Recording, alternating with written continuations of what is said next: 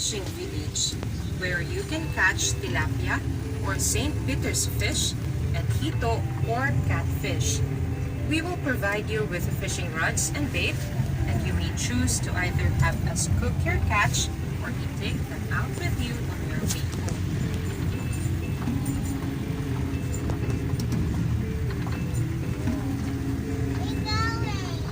On your left is our deer pen. This is an extension of our deer park, which you will see shortly.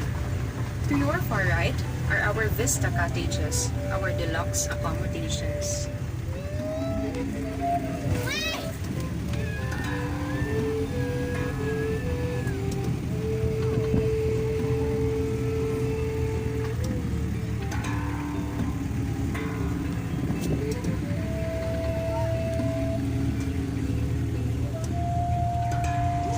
On your left side is the deer park, where we have about 30 Philippine deer. The Philippine deer, also known as the Philippine sambar or the Philippine brown deer, is a species of deer native to the forests and grasslands on most larger islands of the Philippines. It is classified as vulnerable by the International Union for Conservation of Nature due to its increasingly fragmented populations as a result of habitat loss and hunting.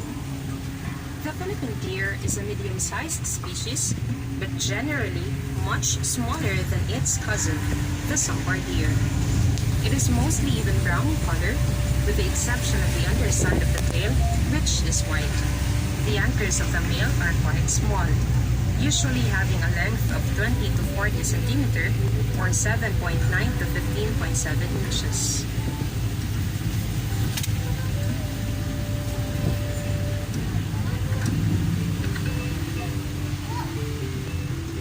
Here on your right are our hydroponics greenhouses, where we grow leaf lettuce, romaine or red salad bowl lettuce, arugula, salad tomato, Japanese cucumber, basil, parsley, and celery. Hydroponics is a soilless way of planting that uses just water to provide the vegetables with nutrients. Coconut husks ground into powder form are used to hold the roots down. We do not use pesticides or chemical sprays on these vegetables. They are regularly served in our main restaurant. They are also available in selected supermarkets downtown. Simply look for the green Eden seal.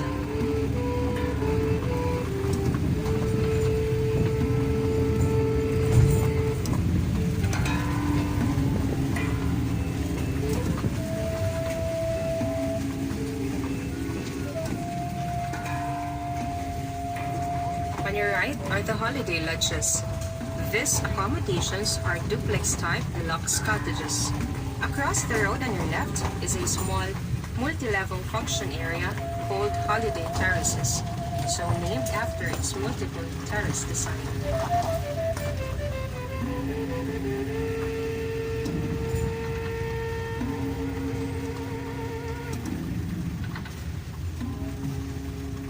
On your left is the mangosteen orchard, which covers a total of about 3 hectares. Across the road on your right is our Gulayang Filipino, where we showcase our organically grown local vegetables. These vegetables are also available in selected supermarkets downtown. Again, simply look for the green Eden seal.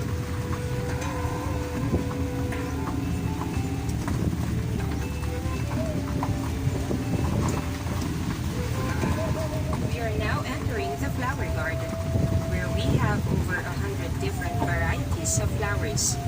This is our first stopover. Feel free to explore and enjoy, but please refrain from picking the flowers. You may also access the Gulayang Filipino through here. You have 5 minutes to roam around.